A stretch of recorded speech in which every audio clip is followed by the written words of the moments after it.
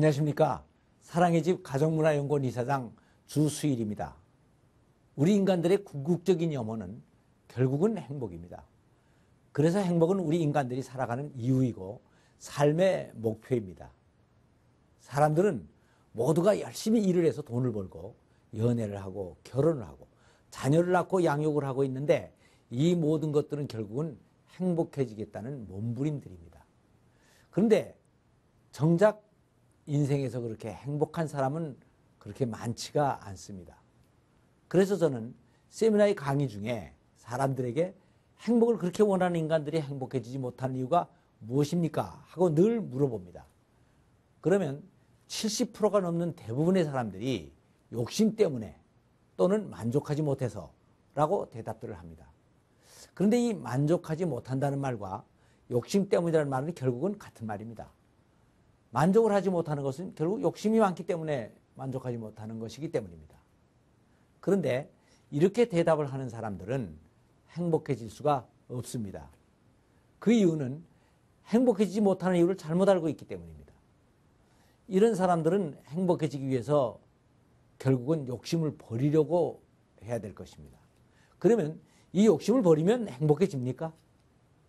욕심을 버리면 갈등과 불만은 없어질지 모릅니다. 그러나 갈등과 불만이 없다는 것이 행복한 것이 아닙니다. 그런데 이러한 사고방식은 바로 불교에서 온 것입니다. 불교에서는 인간의 불만과 번민과 갈등과 모든 것이 다 욕심 때문에 생긴다고 얘기들을 합니다. 그래서 이 욕심을 버리기 위해 산에 들어가서 열심히 돌을 닦습니다. 그래서 이 욕심을 다 버리다가 마지막에는 자기 자신까지도 버리고 무아의 경지까지 이르러야 된다고 하는데 이렇게 되는 것을 바로 해탈이라고 합니다. 그런데 이렇게 해탈을 하면 또 행복해집니까? 욕심이 없어지니까 불만이나 갈등은 없어질지 모릅니다. 그러나 이것이 행복한 것이 아닙니다. 불만이 없다, 갈등이 없다 라고 하는 것은 불행하지 않다라는 말은 될지 모르지만 행복하다라는 것은 아니기 때문입니다. 행복하다는 것은 불행하지 않다는 것 이상의 것입니다. 그런데 욕심 때문에 행복하지 못한다고 대답하는 사람들은 대부분이 기독교인들입니다. 그러니까 우리는 수백 년 동안 불교 문화에 젖어서 살아왔기 때문에 크리스천인데도 불구하고 생각은 불교식으로 하고 있다는 것을 말해주고 있습니다. 그런데 기독교적으로 생각하면 이 욕심은 버리면 안 됩니다. 이 욕심의 노예가 되지 말고 이 욕망의 주인으로서 이것을 절제하고 잘 관리해야 되는 것입니다. 사람이 식욕을 버리면 굶어 죽습니다.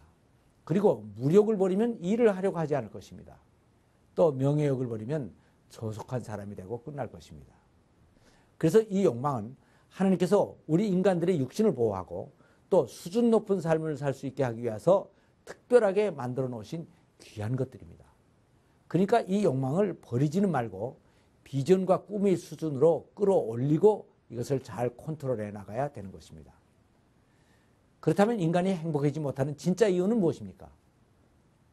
그것은 사람들이 잘못된 방법으로 잘못된 데에서 잘못된 행복을 찾고 있기 때문입니다. 세상에 있는 모든 물건에는 실체와 그림자가 있습니다. 그래서 행복에도 실체와 그림자가 있는데 행복의 그림자를 우리는 무지개라고 합니다. 그런데 이 무지개는 오색찬란하고 너무나 아름답기 때문에 사람들이 이것을 행복의 실체인 것으로 착각을 하고 열심히 쫓아다닙니다.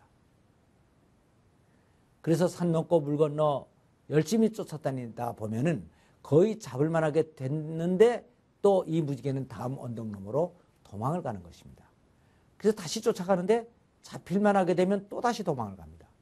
이것이 수없이 반복이 됩니다. 그러다 세월이 가면 머리가 허해지고 이마에는 주름살이 생기고 결과적으로 평생 열심히 쫓아는 다녔는데 잡지는 못한 것입니다. 이것이 바로 인간들이 행복해지지 못하는 이유입니다. 그런데 이 그림자를 잡는 방법이 있습니까? 그림자를 쫓아다니면 잡는 방법이 없습니다. 그러나 그림자에 현혹되지 않고 실체를 잡아버리면 그 그림자는 자동적으로 잡히게 되는 것입니다. 그러니까 우리들이 행복해지는 데 가장 중요한 것은 열심히 쫓아다니는 것이 아니고 행복의 실체와 그림자를 잘 구별할 수 있는 안목과 지혜를 가지는 것입니다. 여기에 대해서 성경은 너희는 먼저 그 나라와 그의 의를 구하라. 그리하면 이 모든 것을 너에게 더하시리라 라고 말씀을 하고 있습니다. 그러니까 여기서 그 나라와 그의 의는 바로 하나님의 뜻인 하나됨을 이루는 것이고 행복의 실체인 것입니다. 그리고 이 모든 것은 바로 우리 인간들이 그렇게 원하는 부귀영화를 포함한 행복들입니다.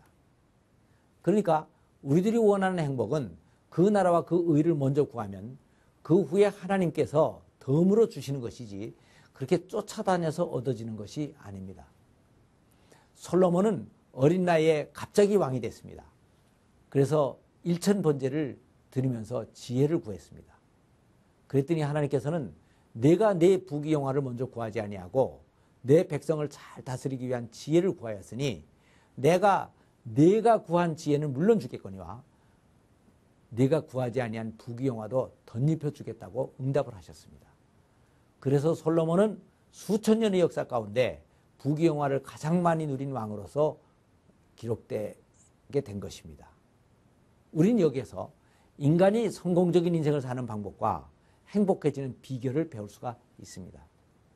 그런데 우리들은 구체적인 생활의 현장에서는 이 모든 것을 먼저 구하라. 그리하면 그 나라와 그 의는 모두 쉽게 이루어질 것이다 라고 거꾸로 생각하면서 살고 있습니다. 그런데 이렇게 되면 부귀영화가 인생의 목표가 되고 하나님은 이것을 얻는 수단이 되어서 우상을 섬기는 결과가 되고 맙니다. 그래서 인간들은 어쩌다가 이것을 얻었을 때는 잠깐 행복하지만 시간이 지나가면 허무해지는 것입니다. 결국은 행복은 하나님이 먼저인가 부귀영화가 먼저인가 하는 우선순위의 문제가 되는 것입니다. 그런데 행복의 실체가 실제 우리들이 생활 현장에서는 구체적으로 기쁨과 보람과 평안함으로 나타나고 행복의 그림자는 이와 비슷한 쾌락과 재미와 편안함으로 나타납니다. 그런데 우리들은 보통 기쁨이나 보람이나 평안보다는 쾌락이나 재미나 편안함을 훨씬 더 좋아합니다. 그런데 성경을 보면 내가 너에게 재미와 쾌락과 편안을 주노니 라고 되어 있지가 않습니다. 내가 너에게 평안을 주노니 세상을 주는 것과 같지 않다. 항상 기뻐하라. 쉬지 말고 기도하라. 수고하며 씨를 뿌리는 자는 기쁨과 보람으로 단을 나중에 거둔다 라고 되어 있습니다. 그래서 성경의 진리는 항상 역설적입니다. 나누면 부해지고 버리면 얻고 죽으면 살고 섬기면 지도자가 되는 것입니다. 그러니까 우리들이 행복해지는 길은 이제 확실합니다. 진정 행복해지기를 원한다면 행복의 그림자를 버리고 행복의 실체인 하나님의 뜻을 찾고 이것을 먼저 붙잡으면 되는 것입니다. 감사합니다.